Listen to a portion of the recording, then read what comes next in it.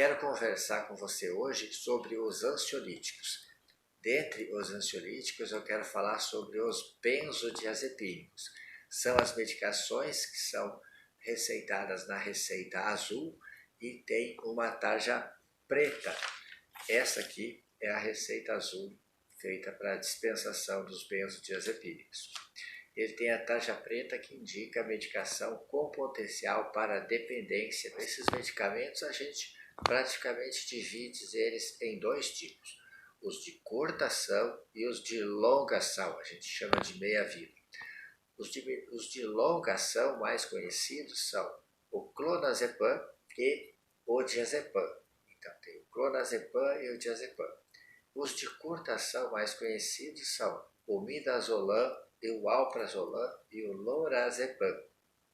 Também temos o bromazepam, que é longa ação, mais intermediário. Qual a diferença entre eles?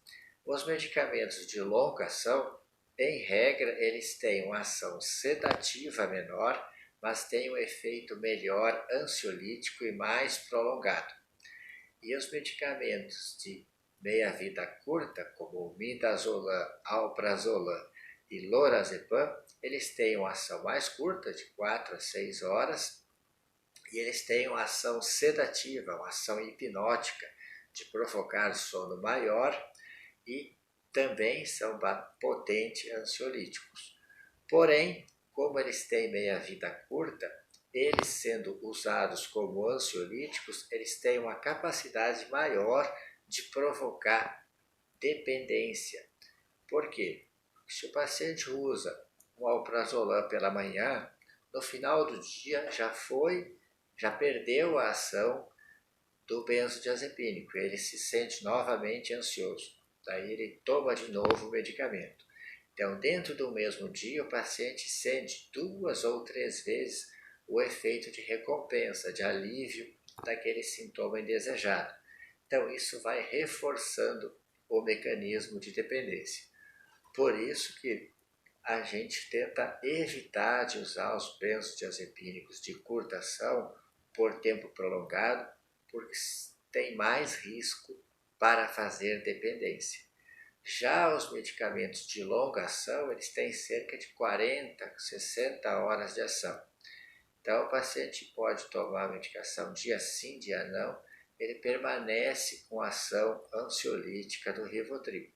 Mas também ele acaba fazendo dependência ao clonazepam ou diazepam, porque ele faz a tolerância, o paciente começa a precisar aumentar a dose, então acaba também fazendo. Nenhum deles é adequado de se fazer o uso continuado. Quando o paciente usava o benzodiazepínico para dormir, com o tempo ele perde a ação do clonazepam para dormir, ele aumenta a dose e por fim está tomando muito maior quantidade de clonazepam ou de diazepam e não consegue dormir. O que a gente faz é passar o medicamento de outra classe, como hipnótico. A gente tem alguns antidepressivos que ajudam a dormir.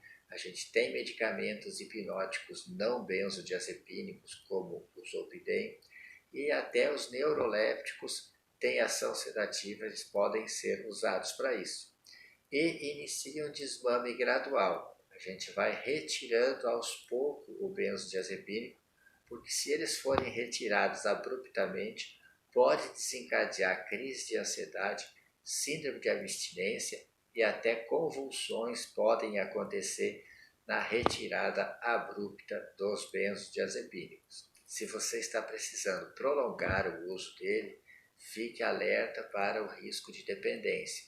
Conversa com teu médico sobre a substituição dele, sobre o uso de outras medicações sem potencial para dependência, para evitar que você no futuro tenha um segundo problema, que é a dependência química a essa substância.